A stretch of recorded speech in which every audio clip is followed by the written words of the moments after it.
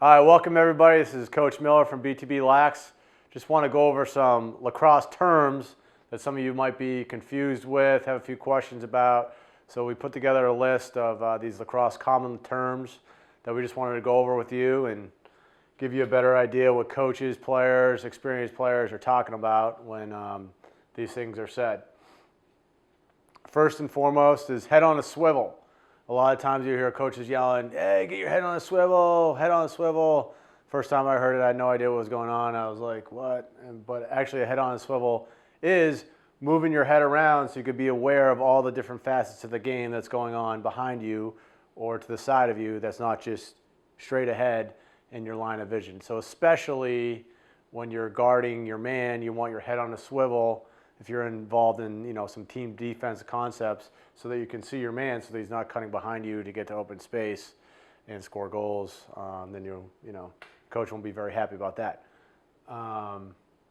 Next, the north-south terminology. A lot of times you hear this, especially when people are dodging. So a north-south dodge is, I'm going to draw my little handy compass over here. We got our north-south, all right? And if you have a player, a midi, say from up top, and you want him to dodge north-south, basically what we're talking about is having him go directly towards the cage.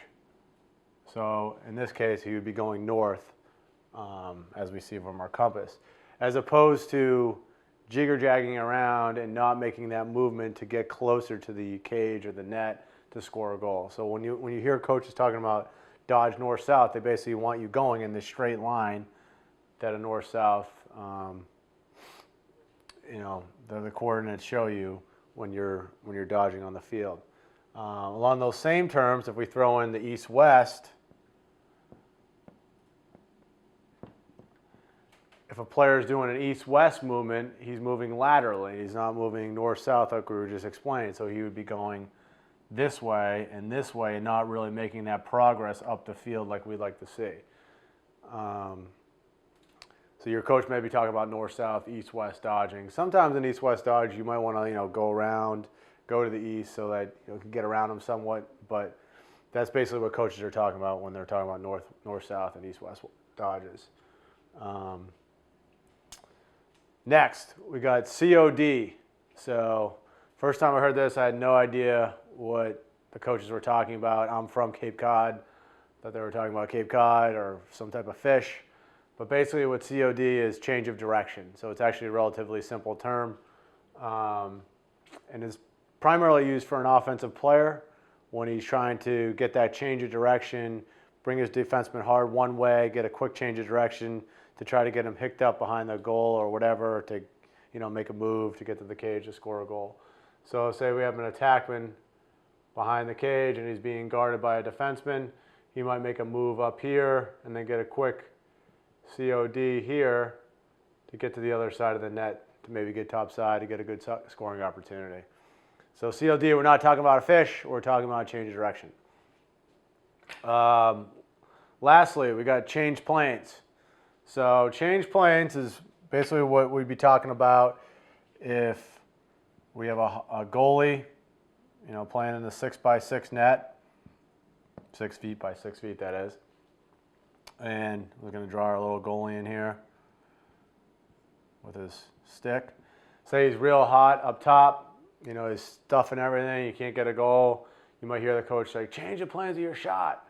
So basically what he's talking about there is getting it for this area down here at his feet. So you want to change the planes.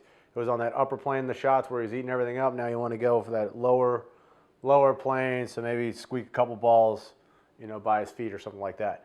Along those same tokens, if he's saving everything down low, then you might want to change the planes of his shot to get it up high and maybe squeak some in the upper corners. So here we just have 5 terms that are pretty common, but there sometimes can add a little bit of confusion for players, especially newer players. So just wanted to go over them, and hopefully that helped a lot.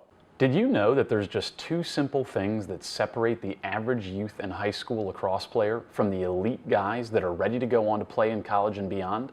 Yep, just 2 simple things. we teamed up with college All-American and multiple MLL All-Star Mike Kimmel to put together a completely free, 45-minute long, 3-part video training series that's going to show kids and parents exactly what those two things are, what you need to be working on if you want to take your game to the next level. And nope, it's got nothing to do with hitting the gym or running till you puke. If you're serious about improving as a player and you want to become one of the best guys on your team, get more playing time, and catch the eye of college recruiters, you have to see this free video training. Just click the link below in the description of this video and you'll be taken to a page where you can ask to receive instant access to these free videos. Join the thousands of high school and youth players that have already seen Mike's awesome training and take control of your game today.